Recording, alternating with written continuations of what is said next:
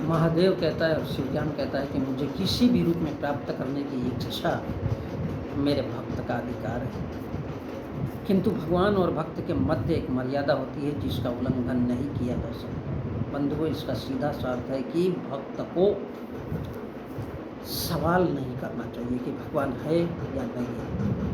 भगवान है या नहीं है, भक्त को सवाल नहीं करना चाहिए। भक्त यानी जो भक्ति में डूबा है। भक्त को उसकी माता बहन की चूत भी अगर फट जाए और टूट जाए, कट जाए, चीथड़े चीथड़े और वहाँ से अंदर का पूरा मांस निकल करके बाहर आए, तब भी भक्तों को सवाल नहीं करना चाहिए कि भगवान है या नहीं। मुझे शिव जी कहता है कि मुझे किसी भी रूप में प्राप्त करने की इच्छा। अगर वो चाहे तो अपने लंड में, स्त्री की वेजिना में भी भक्त देख सकता है। भक्त अगर चाहे तो अपने पेनिस में भी भक्त देख सकता है कि शिव जी है। अपनी माँ की चूत में देख सकता है कोई भक्त कि वहाँ पर भी शिव जी है। अपनी बहन की चूत में भी देख सकता है कि वहाँ पर भी शिव जी है। वो लाल वाला जो मांस रहता है ना, जहाँ से चीथड़े चीथड़े निकलते हैं, जिसको गर्भाशय कहते हैं, तो ये भक्त का अधिकार है। किसी भी रूप में देखो, चूत में देखो, पेनिस में देखो, लंड में देखो, हर जगह शिव जी नजर आएगा। किंतु भगवान और भक्त के बीच में एक मर्यादा होती है। मर्यादा कैसी होती है? जिसका उल्लंघन नहीं किया जा सकता। यानी भक्त को सवाल करने का अधिकार नहीं है कि किसी गाय की चूत में है, कि सुअर की चूत में है, कि किसी भैंस के चूत में है। ये सवाल नहीं करना चाहिए, क्योंकि भगवान हर जगह होता है। बस यही भक्त को मानना चाहिए। भले ही स्त्री की चूत को मुंह लगा करके पी जाओ, गंगा जल समझ करके, ये भक्त का कर्तव्य है। किसी भी, लेकिन मादा स्त्री का, क्योंकि गाय के पेशाब नहीं होता है, बैल के पेशाब में तो होता नहीं है ना। 33 करोड़ देवी देवता नहीं दिखते। सुअर मादा, केवल गाय फीमेल है, भैंस फीमेल है। तो भैंस की वेजिन तो काली काली होती है, गाय की शायद लाल होती है, जैसे हिंदू की वेजिना, हिंदू महिलाओं की वेजिना लाल होती है, और इसलिए उसमें 33 करोड़ देवी देवता दिखते हैं। तो मैं भक्तों से कहना चाहूँगा कि अपनी माता की बहन की चूत में, अपनी बहन की चूत में, अपनी बीवी की चूत में, अपनी बेटी की चूत में भी देखना चाहिए। वहाँ पर भी शिव जी का रूप दिखेगा, राम का रूप दिखेगा, कृष्ण का रूप दिखेगा। लेकिन भक्त को तब भी सवाल नहीं करना चाहिए कि वास्तव में भगवान है कि नहीं। गाय की चूत देख सकते हो, बकरी की चूत देख सकते हो, किसी भी प्रकार के जानवर की चूत देख सकते हो, कछुआ, मछली, हर किसी की चूत में, पशु पक्षी जो भी है, उड़ते हैं, तोता है और क्या क्या है, कुत्ती की चूत में भी शिव जी को देख सकते हो।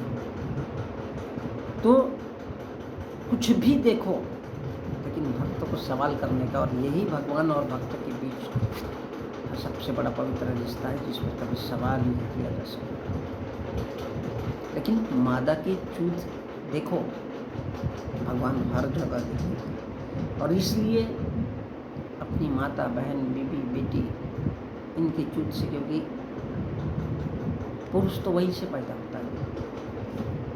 अगर माँ दूध न पिलाए और मार डाले तो फिर कुछ फर्क तो पड़ना है, क्योंकि शिवजी त्रिकाल, शिवजी महादेव। त्रिकाल अर्थात भूत, भविष्य, ये सब देख सकता है।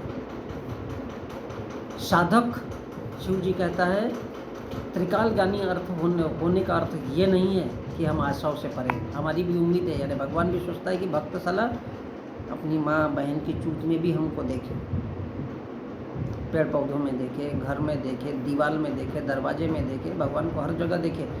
साधक हमारा वरदान पाने की प्रतीक्षा करता है। साधक अर्थात साधना करने वाला, पंडित, पुजारी, मौलाना, पंडित, पादरी, पुजारी, मौलाना, ये सब साधक हैं। ये लोगों को साधते रहते, काहे के लिए? अपना जेब भरने के लिए। कहते हैं कि कृपा है, भगवान ला के देगा, तुम्हारी माँ की चूत में देगा, तुम्हारी माँ की लाल लाल वेजिना में देगा, गाय की चूत में भी तुमको पैसा मिलेगा। तो ये बात साधक जानता है कि ये साला पत्थर है मंदिर का, लेकिन साधक सब लोगों को बताते रहता है, और इसलिए माताएं बहनें अपनी अपनी चूत दिखाने के लिए मंदिर जाती रहती है कि हाँ हमारी लाल कलर की। लेकिन वो हिंदू महिलाएं भी कंगना रनावत और नुपुर शर्मा की जैसी अपनी चूत दिखाने के लिए उन लोगों को कहती है कि सारे मुसलमान बुरे,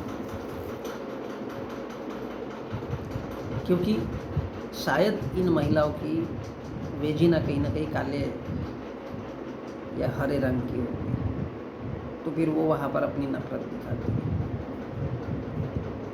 इस देश के लोगों को। लेकिन किसी को मतलब नहीं कि इस देश के लोगों को गरीबी, रोजगारी, बेरोजगारी, इन सारी चीज़ों से मतलब है, किसी को मतलब नहीं इस देश में। काहे का मतलब है अपनी अपनी चूत दिखाने का, चाहे वो गाय की हो। तो यही महादेव कहता है कि मेरे को किसी भी रूप में प्राप्त कर सकते हो, क्योंकि मैं भगवान हूँ भाई।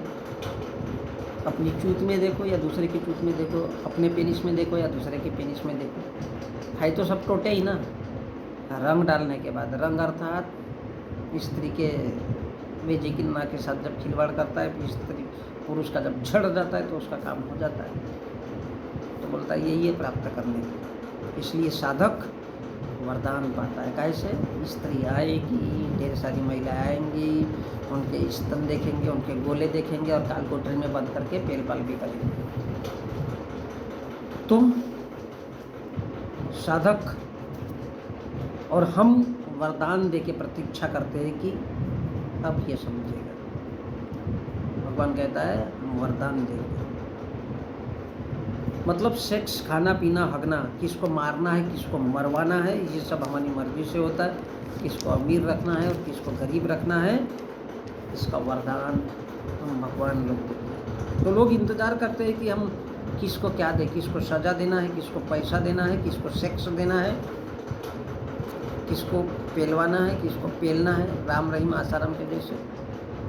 तो ये साधक लोग हैं, खटाखट मिलता है।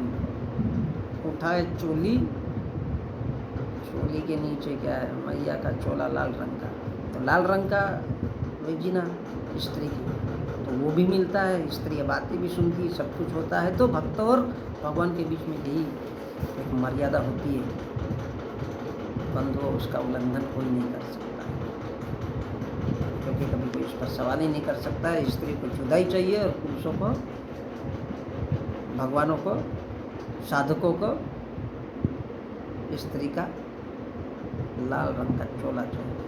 तो उसी को स्त्री कहती है चोली में दिल। चोली में दिल नहीं होता है, चोली में बेजीना होती है, सारी दुनिया उसकी दीवानी है। और इसलिए ये भगवान, रामायण, महाभारत, वेद, पुराण इसी की कहानी है। तो जिंदगी क्या है? जिंदगी कुछ नहीं है, 4 दिन के लिए इस धरती पर आए, खाओ पियो मरो और ऐसे ही चले जाओ। जो गरीब है गरीब रहेगा, जो पैसे वाला है वो पैसे वाला रहेगा। और इसलिए भगवान को जिस रूप में देखना चाहते हो उस रूप में, स्त्री की वेजिना में भी भगवान है, पुरुष के पेनिस में भी भगवान है। इसलिए शिवलिंग और कामाख्या देवी यानी वेजिना की पूजा हमारे देश में होती है। और बोलने वाला बुरा दिखता है।